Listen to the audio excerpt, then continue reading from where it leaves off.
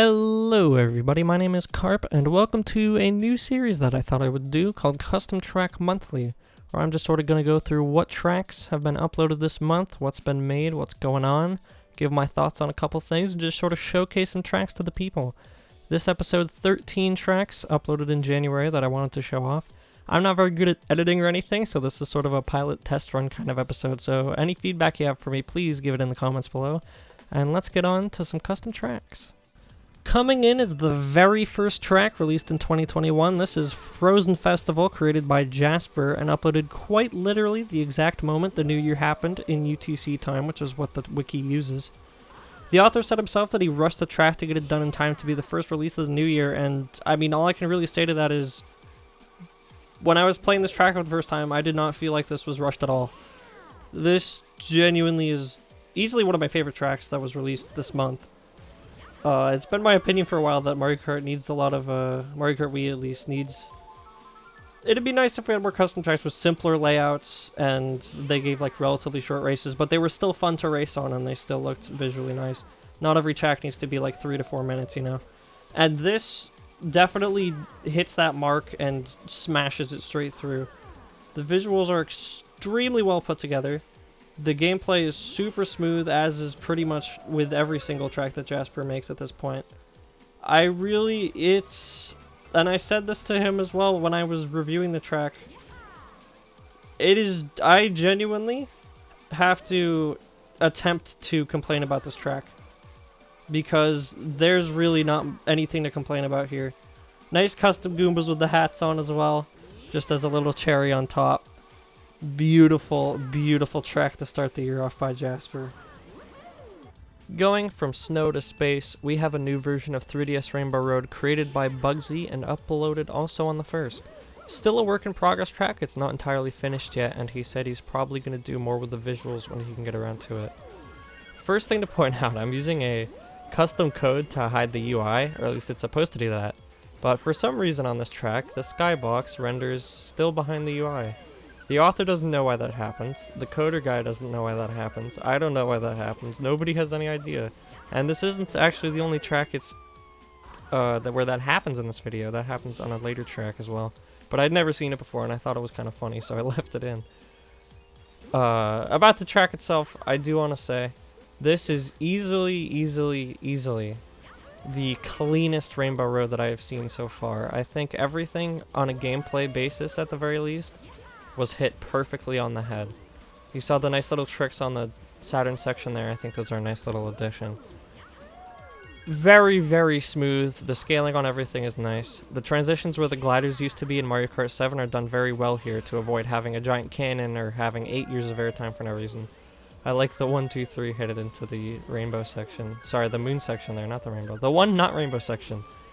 The craters are done nicely as well, nice little low tricks you can get by drifting off the side, and they're not automatic low tricks like they are in, I think Bladestorm's version had those. I like the having to do it yourself more. As I've learned with this spinning pipe here, it is apparently impossible or almost impossible to get that to spin while also having boost panels. So authors kind of have to choose one or the other, and Bugsy chose the boost panels here, and I think I like that a little bit more personally, but that's just a personal one, of course. The ending shortcut here is unfortunately gone, but honestly, that's a fine payoff for having the track be as smooth as it is. Cannot wait for this to be finished. Next up, we have the 3.0 update of Wario Circuit, released by Mr. E99 on January 4th. In my opinion, this easily wins the title of the best glow-up of the month between two versions of the same track. Comparing this one to the 2.0 version that I think is over 4 years old now. This one has much smoother gameplay, much smoother and cleaner looking textures, and of course the main thing, the attention to detail on this track. There is so much Wario on this track, about as much as I would expect in a circuit made by Wario about himself. Everything from the piranha colors and the banister colors being purple and yellow, and I think the ramp colors too are purple and yep, they are. The road texture has the Wario logo and the coins. Of course, the custom enemies there, I think they're called Pirate Gooms, right, from Wario Land. And there's some more custom enemies on the sides, the Spearheads and the Dedes from Wario Land as well, on the sides at the beginning. You can see the distance Wario Castle, which I think is where Wario lives in the WarioWare games. Wario Land games? I haven't played either, for reference. Of course, the giant Wario statue in the middle. as well. There's just so much Wario going on in this track. That might be Mount Wario too in the distance, is what I assume it is. That mountain there on the end of the other side of Wario Castle. There's just so much going on with this track. Incredibly detailed, and it plays incredibly beautifully. Thank you so much, Mr. E, for this remake. Up next, we have a brand new remake of GBA Yoshi Desert, created by ZPL and uploaded on January 4th. Still a work in progress track, similarly to Rainbow Road, but it's still very solid and very well put together, as with most of ZPL's tracks these days. I want to point out first the really cool light refraction effect he's put around the track when it's really hot outside and you look in the distance and you see things kind of shaking. That's due to the way light refracts off of objects differently when it's hot outside, and I think it's really cool that he included that in the background visuals.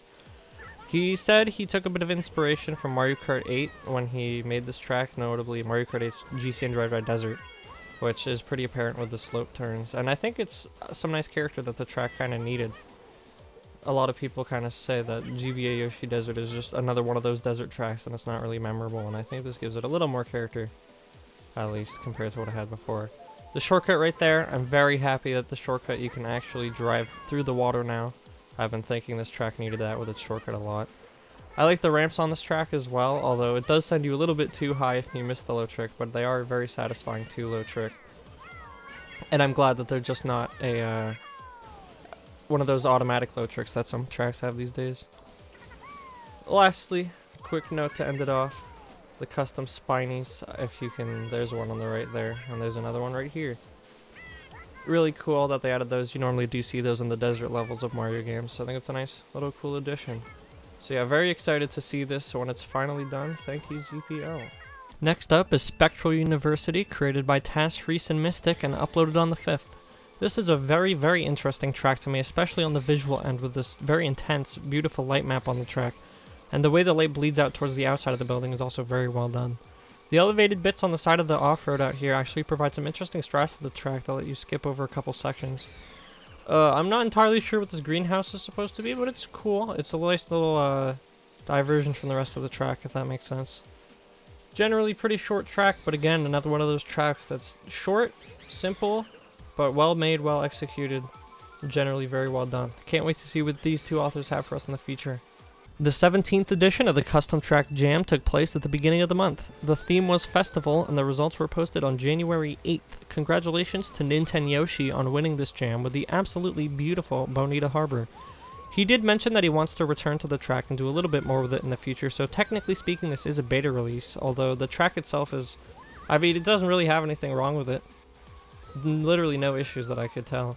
It looks absolutely beautiful. I've always been a sucker for sunset themed tracks, so I might be speaking with a little bit of bias here, but I think this track looks stunning, especially for a jam track where he only has, what, 4 days, right, to put it together?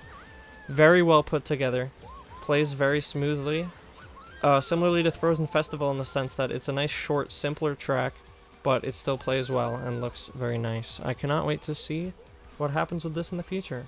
Moving on, we have Sandstone Cliffs, a work-in-progress track by Citrus that was uploaded on the 8th. This track is absolutely overflowing with potential. The concept is amazing, the layout is very solidly done. The track itself looks absolutely gorgeous. I mean, there's just so much going on here that I could talk about. The author mentioned that the track isn't completely finished, has a couple of bugs still, and he wanted to move on to other projects for now, so for the time being this is on hold and this is what we have. But again, the amount of potential for what could come out of this track is immense. All of the scenery is just so well put together and puts the whole cloud-high cliffs theme on display incredibly well. These hanging platforms at the end are sort of interesting. A little bit out of place is how I felt about them. But I did see a couple days ago on a certain custom track server some nice custom object action coming out of Citrus's brain. I won't say too much about it, but all I can say for sure is that you better be on the lookout for whenever this track gets finished, because this is going to be an absolute masterpiece. Onto a very, very interesting track. This is Lincho Lair 2, created by Slime Server and uploaded on January 16th. When I played this track, I very, very strongly felt the sort of feelings and vibe of a custom track, if that makes a lot of sense. The sort of feeling of just sitting down and planning out a giant castle track and putting really anything and everything you can think of into it. I think that's shown very well through this track. The layout's unique, but it's unique in a way that plays very nicely and interestingly. Some very interesting visuals as well in the track. I mean, you start off headed towards a castle and are immediately greeted with a soccer ball on a soccer field for whatever reason. definitely embodies the custom part of custom tracks. The track overall is very well fleshed out, everything flows greatly, smoothly into itself, very enjoyable to drive, and just overall great experience for any custom track fans. As the author himself put it, absolutely one of the greatest sequels to Lyncho Lair of all time. Up next, we have Torrential Flood Lake version 2.0, released by Buri911 on January 16th. When I first saw this track back when it was originally released in its 1.0 form, I was pretty impressed with the overall concept of it, I would say. I think a lot of people shared that sentiment as well, with, of course, the main concept of this track being that there's this water at the bottom, and the water rises slowly as the race goes on. So as you're driving it more laps and more laps, you won't be able to take some of the paths that you were taking earlier. For example, this cave section that I took at the beginning of lap 1, you see right there, it's completely drowned off now. If I tried to go in there, I would fall in the water. I thought it was really cool, but it felt like more of a proof of concept in its 1.0 stage than anything. Just kind of like this is what could be done with this idea, which was cool. It was a very good proof of concept, but it didn't really feel like its own track. But now we have this 2.0 version, completely remade, completely new visuals, sort of cel-shaded visuals that it has.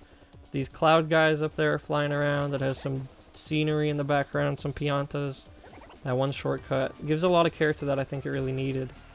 And it definitely shows pretty well on the track. You see this sign right here that just passed, the gray one with all the boxes on it.